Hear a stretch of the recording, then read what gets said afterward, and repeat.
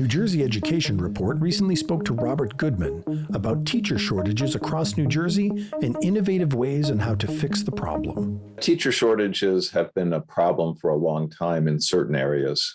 The areas that historically have had shortages are in STEM, which is science, technology, engineering, and mathematics.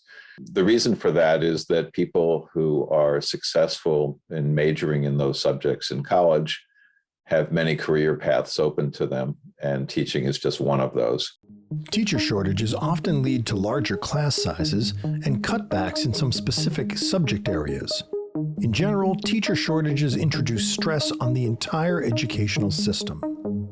So the traditional path to become a teacher is to major in the subject in college, and then you go through a teacher ed program, and then you become a teacher. Only about 5% of people who major in physics become physics teachers. So we have 7,000 or 8,000 people graduating with physics majors each year. About 300 of those become teachers. The nation, we calculate, is short about 30,000 physics teachers right now. The simple math of it tells you that you're never going to get enough physics teachers so that all students have access to physics if your source of physics teachers is physics majors. So if you look right now, you're going to see a crisis in higher education because the teachers we need right now can only be provided by higher ed. Dr. Goodman explains that in order to address the teacher shortage challenge, educational leaders must first disrupt the status quo. A challenge we face in education is that innovative ideas that were developed a century ago become ensconced in the systems so that people think that the only way to do things is the way they thought of them 100 years ago or 50 years ago or 30 years ago.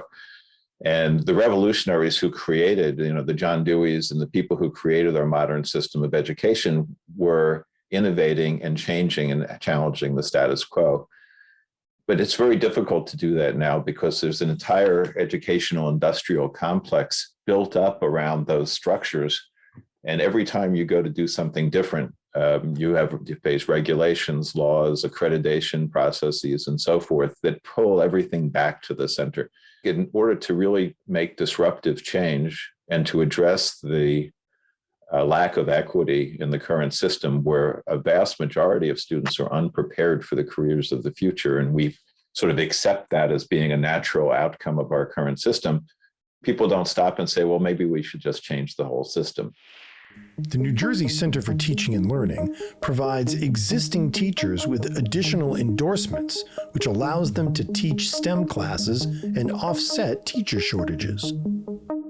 If all students can learn physics, why can't all teachers learn physics? And if we have someone who's a good teacher and they have those skills of relating to students and motivating students, why not just teach them physics with the same courses we do to teach physics to students and turn them into physics teachers that way? In the end, what we should all be worried about isn't so much the policies and practices that were successful in the past. We should worry about meeting the needs of students in their classrooms. And if there's a student sitting in a classroom and there's no teacher available to teach that student physics, we're harming their future.